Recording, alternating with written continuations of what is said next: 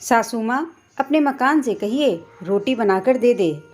चंचल आज सुबह से ही रसोई में लगी हुई है। जितनी तेजी से वो काम कर सकती थी वो कर रही है, लेकिन दिमाग में 10 बातें घूम रही हैं। जब से मायके से उसके भाई का फ़ोन आया है, बस तब से चंचल का मन घर के कामों में लग ही नहीं रहा है। पर फिर भी फटाफट काम निपटाने में लगी हुई है। क्या पता उसकी सासू माँ अम्मा जी को उस पर तरस आ जाए और वो उसके मायके जाने दे। पति रघु से भी उम्मीद की थी कि वो अम्मा जी से बात करे, पर अम्मा जी के आगे उनकी चलती कहाँ है। अम्मा जी के आगे चलती तो किसी की भी नहीं है। जब उनके पति की ही नहीं चली तो बेटा तो दूर की बात है। पहले ससुर जी भी कपकपाते थे, अब उनके सिधारने के बाद बेटे की क्या बिसात। अम्मा जी में तो ना तब बदलाव आया था, ना अब बदलाव आया है। अब तो वो पहले से और ज़्यादा मुखर चुकी हैं। जो मुंह पर आता है वो बोलती हैं, चाहे सामने वाले को बुरा लगे, उससे उन्हें कोई लेना देना नहीं। अम्मा जी इस घर की मुखिया नहीं, इस मकान की मुखिया हैं, क्योंकि उन्हें अपने घर से ज़्यादा अपने मकान से लगाव है। वो क्या है ना कि घर तो सदस्यों से बनता है, पर अम्मा जी को सदस्यों से लगाव नहीं। उन्हें तो अपने इस ईंट गारे के 2 कमरे के मकान से लेना देना है।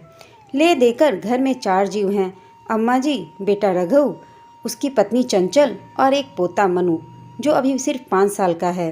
बेटा बहू उनकी सेवा में कोई कमी नहीं छोड़ते, लेकिन उसके बावजूद वो ताने देने में कोई कसर नहीं छोड़ती उन लोगों को। उन्हें लगता है कि ये लोग उनकी सेवा सिर्फ मकान के लिए कर रहे हैं। अगर कोई उनके मुंह पर तारीफ कर दे कि आपके बेटे बहू तो बड़े अच्छे हैं जो इतनी सेवा करते हैं, तो अम्मा जी मुंह पर जवाब दे देती हैं, अरे मेरी सेवा तो मेरा मकान करता है, वरना आजकल कौन सा बेटा बहू सेवा करता है। चंचल और रघु दोनों को ही यह सुनकर दिमाग खराब हो जाता है, लेकिन फिर सोचते हैं कि माँ ही तो है, भला माँ से कैसी नाराज़गी। लेकिन आज सुबह चंचल के छोटे भाई का फ़ोन आया कि उसकी माँ की तबीयत अचानक खराब हो गई है। माँ अभी हॉस्पिटल में है और चंचल को ही याद कर रही है। रघु ने जब दोबारा फ़ोन करके पूछा तो चंचल के पापा ने कहा, अभी स्थिति नियंत्रण में है, पर फिर भी चंचल को भेज दीजिए, कुछ दिन रुककर वो थोड़ा अपनी माँ को संभाल लेगी। रघु ने फटाफट जाकर अम्मा जी से पूछा, अम्मा, चंचल की माँ की तबीयत खराब है, वो हॉस्पिटल में है, तो मैं चंचल को उसके मायके छोड़ आता हूँ कुछ दिनों के लिए।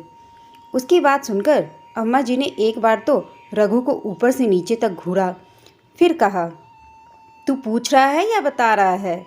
उनकी बात सुनते ही रघु सकपका गया, फिर खुद को संभालते हुए बोला, अम्मा, मैं तो पूछ ही रहा हूँ, आप कहें तो मैं चंचल को उसके मायके छोड़ आऊँ।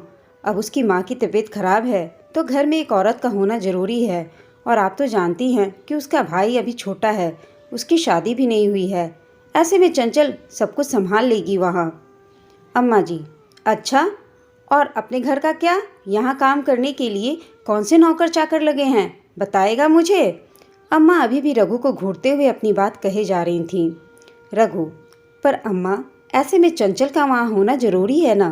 रघु ने फिर एक बार कोशिश की। अम्मा, हाँ, तो उसकी माँ के लिए मैं नौकरानी बन जाऊँ? कोई ज़रूरत नहीं है जाने की चंचल को। उससे कहो घर का काम करे, घर संभालेगी ये।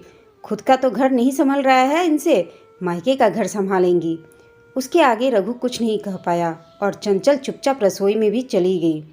थोड़ी देर बाद देखा तो पड़ोस वाली जमुना काकी अम्मा जी से मिलने के लिए आई और आकर अम्मा के पास सोफे पर बिराज गईं और बोली, और भौजी, क्या हो रहा है? आजकल तो नज़र ही नहीं आती हो, लगता है बहू से बहुत सेवा करवा रही हो। अम्मा जी, अरे काहे की सेवा, आजकल की कामचोर बहुओं से कोई सेवा होती है क्या? बस मायके जाने के लिए ना कह दो तो मुंह सूज जाता है। अरे क्या हो गया जीजी, चंचल तो ऐसी नहीं है भौजी, वह तो आपकी बड़ी सेवा कर रही है। अम्मा जी, वो क्या मेरी सेवा करेगी? मेरी सेवा तो मेरा ये मकान करता है, इसी के लालच में करती है वो सब कुछ, वरना आजकल निकाल बाहर करे मुझे। अम्मा जी ने तुनकते हुए कहा। ये बात अंदर चंचल को भी सुनाई दे रही थी। एक तो पहले से ही उसका दिमाग खराब हो रखा था, ऊपर से अम्मा जी की बात ने आग में घी का काम किया। चंचल सीधे अपने कमरे में गई और जाकर सामान पैक करने लगी। थोड़ी देर बाद जब जमुना काकी अपने घर चली गई तो चंचल अपने सामान के साथ बाहर आई। उसे देखते ही अम्मा जी उसे डांटते हुए बोली, कहाँ जा रही है तू? अभी सुबह तो मना किया था तुझे। अम्मा जी, मैं अपनी माँ के पास जा रही हूँ, अपने मायके। मेरी माँ को, मेरे पापा को मेरी ज़रूरत है। अम्मा जी, मायके जाने से पहले याद रख तू, इस घर की बहू है, इस घर का काम कौन करेगा, रोटी कौन तैयार करेगा। चंचल अम्मा जी की तरफ मुड़कर मुस्कुराई और बोली, अम्मा जी, अपने मकान से कहिए रोटी बनाकर दे दे। वैसे भी आपकी सेवा हम नहीं, ये मकान करता है, तो अपने सारे काम इसी से करवा लीजिए। अम्मा जी ने गुस्से से रघु की तरफ देखा तो रघु ने चंचल की तरफ देखा।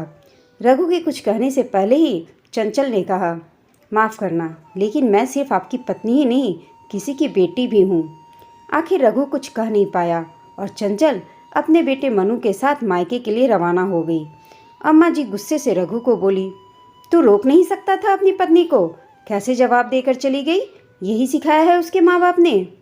रघु बोला, माफ़ करना अम्मा, ये उसके माँ बाप ने नहीं, आपने सिखाया है। और वैसे भी कुछ गलत नहीं कहा उसने। तुम ही तो कहती हो कि तुम्हारा मकान तुम्हारी सेवा करता है, तो अब करवा लो अपने मकान से सेवा। अगर इतना करने के बाद भी तुम्हारा यही व्यवहार रहा और यही सब चलता रहा, तो मुझे भी अपने परिवार के लिए कुछ सोचना पड़ेगा। यह कहकर रघु चुपचाप अपने कमरे में चला गया। दोस्तों, आपको यह कहानी कैसी लगी हमें कमेंट करके बताइएगा। साथ ही कहानी अच्छी लगी हो तो इसे लाइक, शेयर और चैनल को सब्सक्राइब करना ना भूलें। कहानी सुनने के लिए आप सबका धन्यवाद।